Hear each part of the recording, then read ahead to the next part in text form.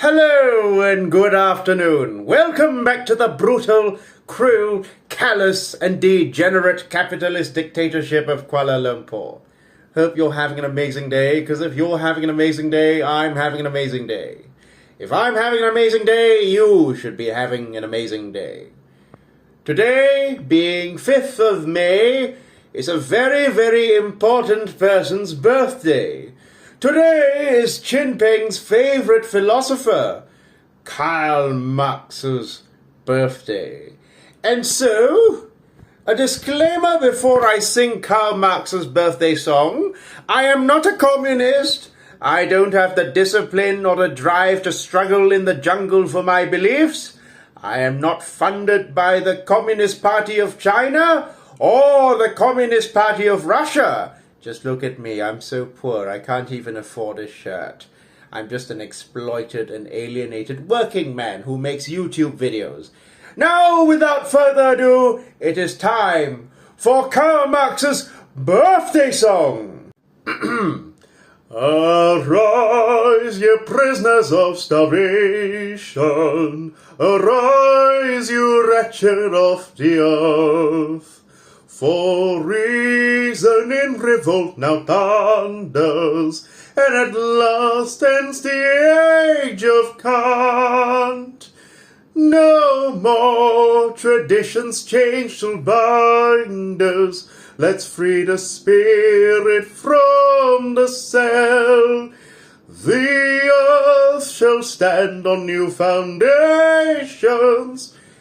We are not, but we shall be whole. 'Tis the final conflict. Let each man stand in his place.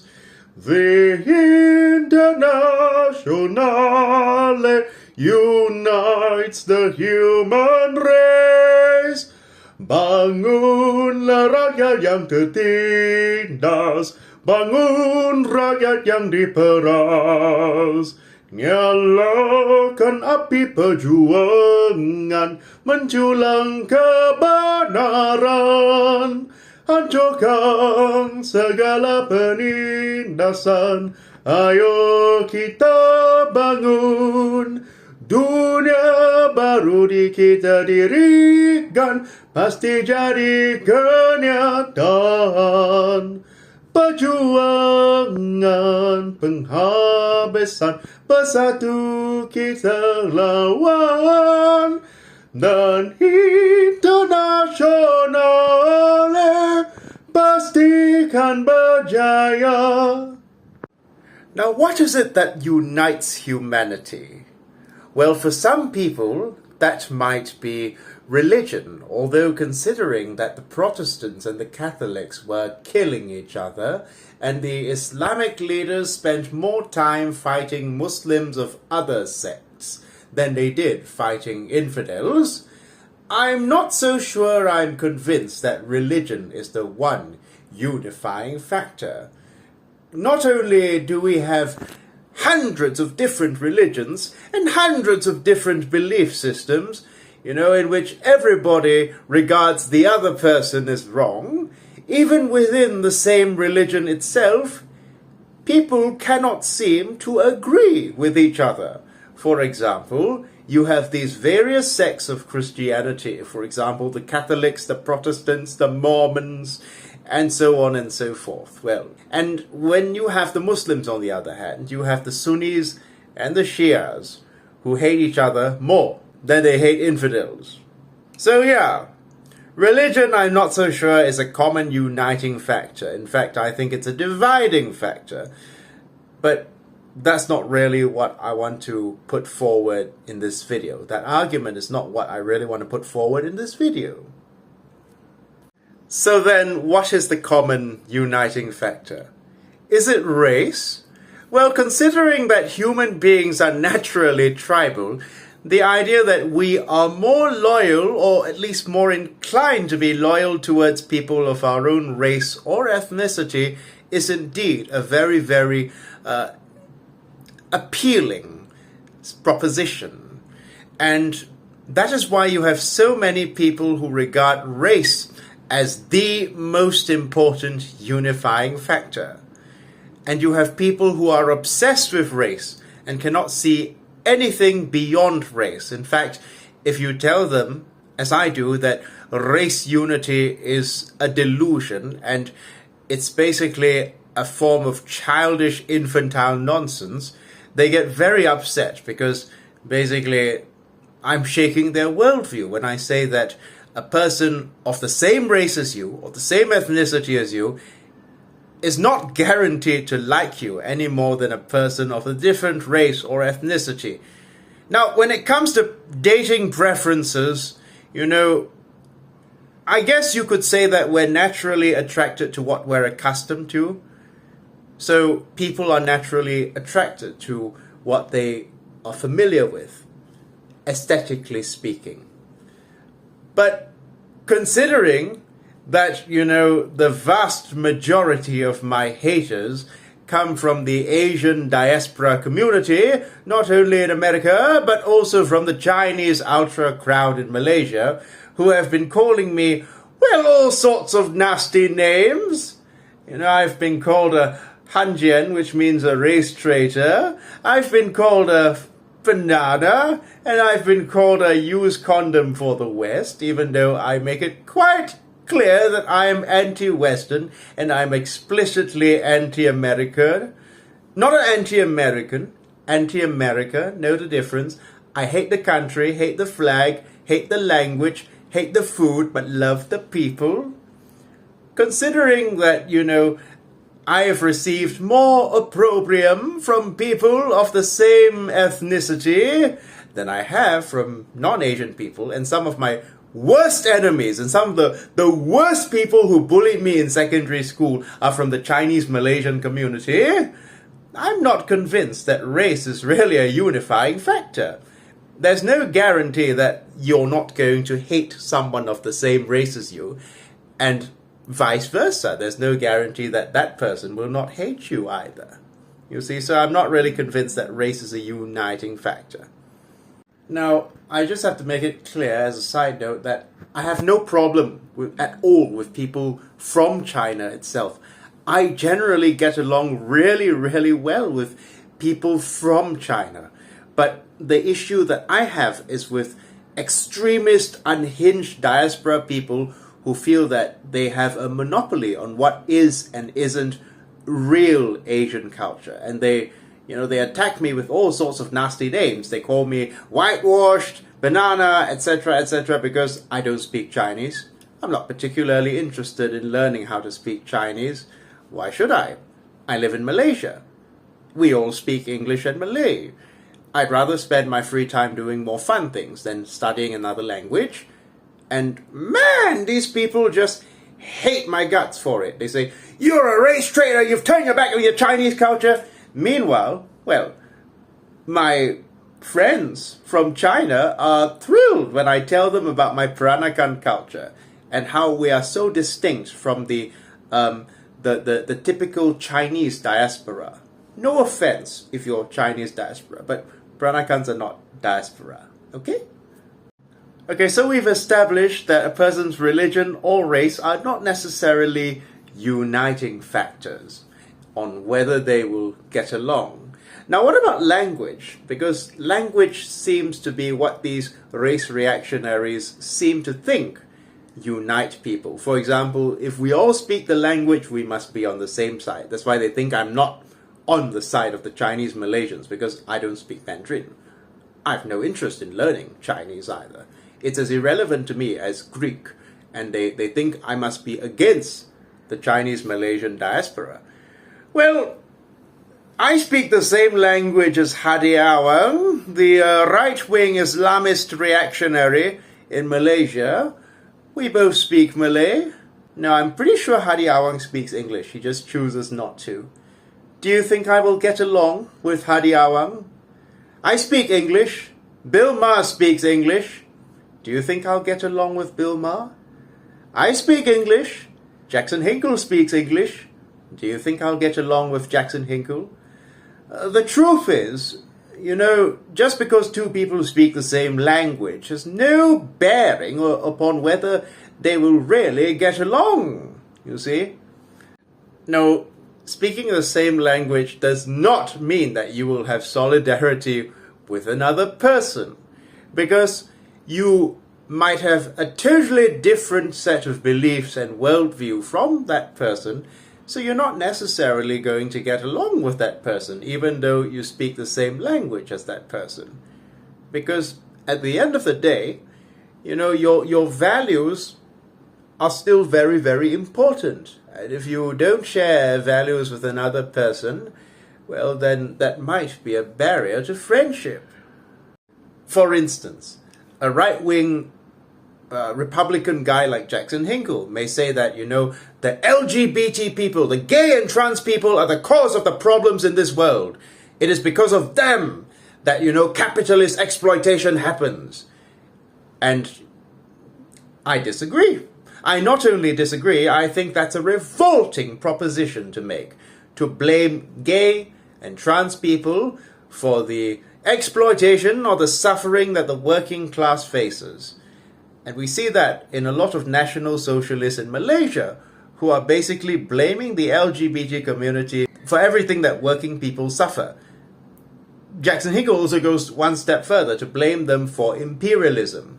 Here's the thing, everybody. If you are gay, a whore, or a satanic anti-human scum, I wouldn't be surprised if you oppose Hamas, or the Houthis, or Hezbollah. I wouldn't be surprised if you support the imperialists against Bashar al-Assad. I wouldn't be surprised if you oppose Putin's Russia or Xi Jinping's China. None of it would surprise me. Now, is there some grain of truth in that? Yeah. I mean, there is a thing called pinkwashing, in which Western reactionaries, liberal pink reactionaries, use gay and trans acceptance in Israel in order to show that Israel is more progressive than Palestine. But by and large, most gay people are not interested in being imperialist compradors. And to even insinuate that gay people are any more likely to be imperialist compradors is itself a form of bigotry. And it is something that every serious socialist rejects. Nobody in the Party Socialist Malaysia, for example, blames anyone from the LGBT community in Malaysia for the working people's problems. And we do not blame the LGBT people for the problems that the global south faces. But unfortunately, there are some national socialists in America who are now blaming the gay and the trans people of the world. So we know that just because you speak the same language as someone, it does not necessarily mean that you will get along with that person. So then, what is the uniting factor? Is it culture? Well, yes and no. On one hand, we can't help the fact that we are products of our culture. I, for example, view the world through a middle-class, modern Malaysian Chinese lens.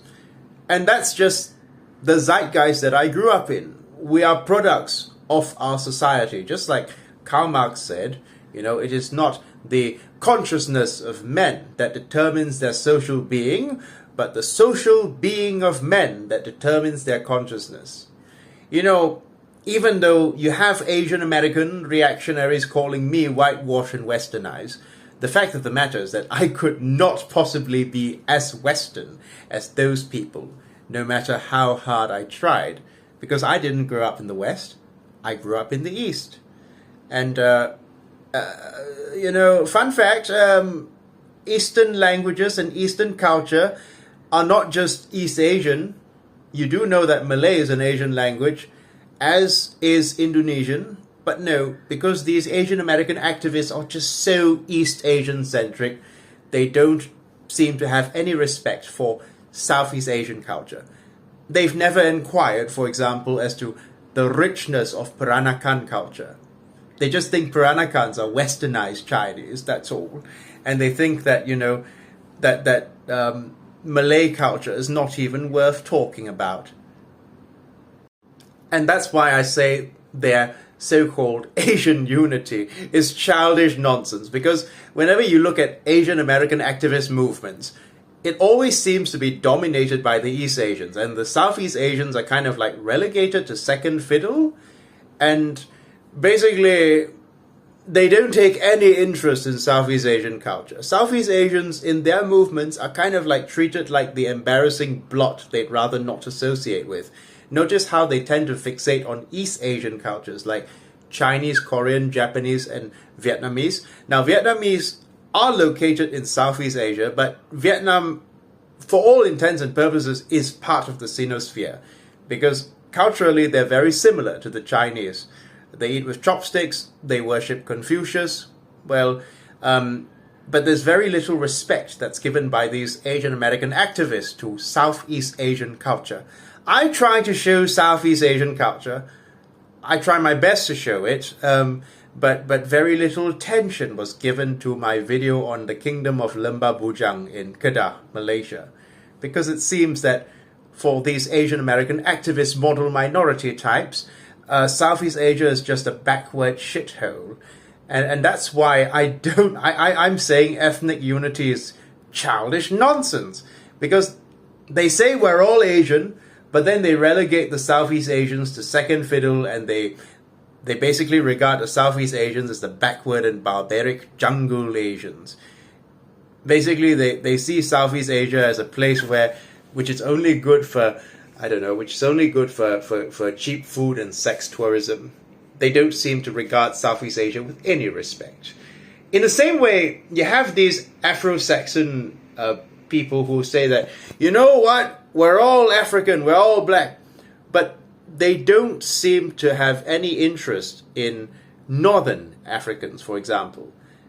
The Africa that these people dream about tends to be a fictionalized version of Africa, a Wakanda that doesn't exist, if you will. So that's why I say ethnic unity is just nonsense, because not only do you find within an ethnicity, you'll find various types of cultures that are so different from each other, but you'll also find individuals within each culture differ. So there's no guarantee that two people from the same race or ethnicity will get along. It's childish nonsense. But anyway, let's stop digressing for a moment and get back to culture. Yes, well, there are certain things that are non-negotiable in terms of culture. For example, I could never be friends with a person who disrespects my Asian multi-generational family unit. A person who believes that living with your parents and grandparents as an adult is backward and outdated. I could never possibly be friends with a person, because I could never be friends with a person who fundamentally looks down on me. So there are certain things that, cross the line. If you disrespect my culture, then that is crossing the line, and I could not possibly be your friend. But let's just say you practice a different culture, but you respect my culture. Then we could agree to disagree, and perhaps, go our own merry way. And another reason why I don't think the diaspora from the West would be a good fit in Asia is because I don't think that they would really be comfortable with our social norms, in the sense that, yeah, they might speak the language, and they think that makes them more Asian than some people in Asia who don't speak an Asian language. For example, those who went to an international school since day one. But the reality is, I don't think they would actually feel comfortable dating someone from Asia. That's why you always see Asian American men who complain about the white male Asian female mind virus. By default, they always go after Asian American women. Why is this? They could just go after women from Asia. I'm sure that if they went to women from less affluent Eastern countries, like, Thailand or Cambodia, I'm sure they would find someone who's desperate enough to give them a chance. But these Asian American right-wing fellas who complain about the white male Asian female mind virus always seem to want an Asian American woman. And there's a reason for that. Well, it's for the same reason you find Chinese Malaysian incels that you find on places like Laoyat Forum. And I'm not part of Laoyat Forum because I'm not an incel, number one. And second, I'm not invited to Laoyat Forum. It's a pity party group where incels congregate. You need to come on by invitation. If you're not invited to the group, then you can't join. Well, you find that Chinese Malaysian incels who complain about that amoys, or amoy is the slang word for Chinese Malaysian ladies, young ladies, have high standards. Even if that's true, they would never deign to date any other type of Chinese girl besides Chinese Malaysians. They still want a Chinese Malaysian girl. Even if a girl from China were to give them a chance, they would still want a Chinese Malaysian girl. So there's a reason for that. Because we are comfortable with people from the same culture. And like I say, the diaspora is so different from people from the motherland, in the sense that someone from China has got the same hardware as us, but the software is very, very different. In the same way, African Americans have the same hardware as people from Africa, but the software is entirely different. So I should say that I'm not part of the Chinese diaspora, because Pranakans don't count as diaspora, because we've already assimilated to Southeast Asian culture. But what I am saying is that the fact is that people tend to be comfortable with people from the same culture. I say this not to insult Asian American reactionary men or Chinese Malaysian reactionary men who but I am saying that I understand people tend to be comfortable with those that they are familiar with, people from the same culture, you see. But there's still no guarantee that just because you come from the same culture as someone and even speak the same language, that you're going to get along. Because two people from exactly the same country, same culture, and same language may still hate each other for entirely personal reasons. See, the fact of the matter is that I come from the same culture, more or less, as this fellow who sabotaged his own son. I think he's called Ruffleseed or something on Twitter. Kenneth Chai, one of the founders of a certain educational startup, was recently ratioed by Malaysian netizens because he sabotaged his own son. His son forgot to bring his project to school. He saw the project lying on the floor, and he deliberately sabotaged his kid by not reminding his kid about that project, because he wanted to apparently teach his children through the hard knocks of life. If anything, that's what gets you into a nursing home. But the point is, I might come from the same culture as Kenneth. We're both middle-class Chinese Malaysians. I might speak the same language as he does. We both speak English and Malay at least, right? And of course, I might be comfortable with him, not as a person, but culturally I'm comfortable with him because I know what to expect when meeting another Chinese Malaysian, and he knows what to expect when meeting me. But that doesn't mean that I'm going to show him any respect or basically make any allowance for this guy, because that guy, he's just done softcore abuse on his son. Just because we come from the same culture doesn't mean I'm going to give this person any allowance. I'm not going to make any allowance for this guy for softcore abusing his son and basically teaching his son that, even his own father cannot be trusted. But do you know what really unites people? It's not race, it's not language, it's not culture, it's not religion. It's the strength of one's convictions! Yes, it's the strength of your beliefs. Because what unites us all, regardless of culture, race, nationality, ethnicity, things that are artificial, man-made creations, is beliefs. That is what unites us all. I keep saying that you have far more in common with a working class person of a different race or religion than you do with a reactionary of the same race and religion. You owe nothing to anyone of the same race and religion because there's no guarantee that he's not going to exploit you. But you do have class interests with some working class person of a different race and religion. And I will extend that even to nationality, even across national borders, which are simply artificial lines in the ground that have been drawn up by men in order to divide the people of the world rather than unite them. Yes. For example, one of my best friends is an African American gentleman who happens to also be a socialist. I'm a socialist, so we both agree that the working people of the world should be entitled to the full value of their labor, that no one has a right to bully or exploit another human being, and that every person on earth deserves a civilized standard of living. Those are our beliefs. Now, my friend, Comrade Rice, comes from a different culture from me. He was brought up in America. He was brought up in an African American culture. I was brought up in a Chinese Malaysian culture.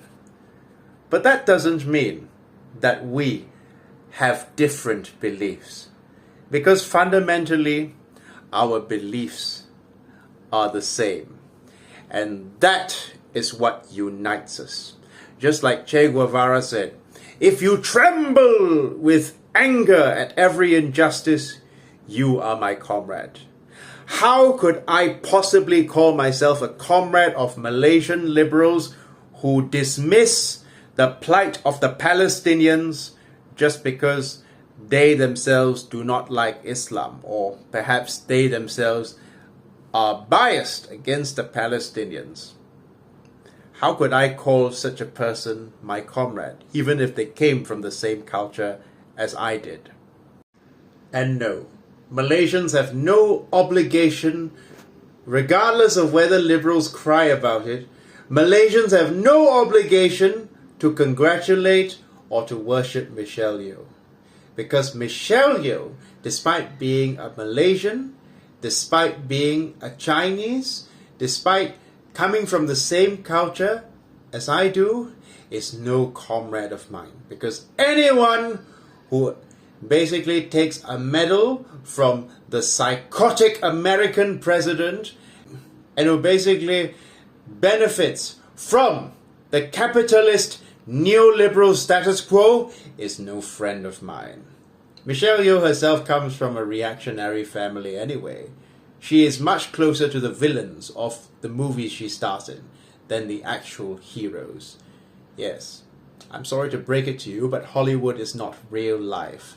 Michelle Yeoh has defended the brutal Barisan Nasional government, and she has also basically not said a single word for the LGBT community in Malaysia, despite herself promoting LGBT in America for brownie points. So no, Michelle Yeoh is definitely a reactionary and definitely not someone I would call my comrade. Liberals can cry about it if they like, because liberals fundamentally don't care about anyone's suffering, and liberals don't care about destroying the status quo. They just care about being popular. They care about Malaysia being popular. That's all. How could I call Vincent Tan, a Chinese Malaysian capitalist who exploits other people of the same race, my comrade? How could I have any solidarity with Vincent Tan, who in fact has more solidarity with someone like Mahathir? But there is one thing that unites all of us, and that is belief. Because One's beliefs, one's convictions are what make and break friendships. It is impossible to be friends with a person whose beliefs are so radically different from yours. It is impossible, for example, for me to be friends with someone who is happy to let others starve, or is happy to defend the cruel and unjust status quo of the capitalist world we live in. I could not be friends with such human filth. But one thing that unites all of us is belief, like I say. So even if we didn't speak the same language, even if we came from a different culture, if we believed the same things, that the working people of the world should be paid their full due, and that every human being has a right to a dignified standard of living, regardless of whether we speak the same language or come from the same culture or religion, you are my friend. We have more in common than anyone from my own race who does not share these beliefs. We have more in common even than anyone from my culture who does not share these beliefs. So the one uniting thing that unites us all is the strength of conviction and the flame of social justice that burns in the heart of every socialist is what unites the Internationale, regardless of culture, race, or religion. And it is this flame of social justice that drives us forward. So anyway, that's about it for today. Thank you very much for listening if you've gotten to this point.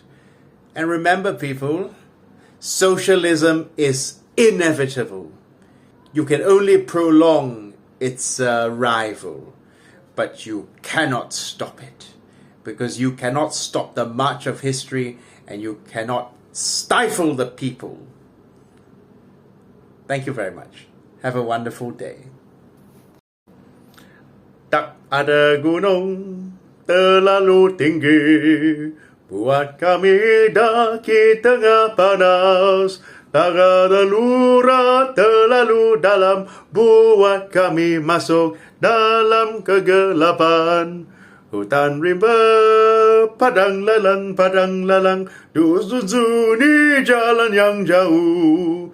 Panas terik, hujan berangin, maju terus, maju terus. Haram patah hati kami, kerana tali dunia. Barisan gorila Malaya, hancurkan musuh semua.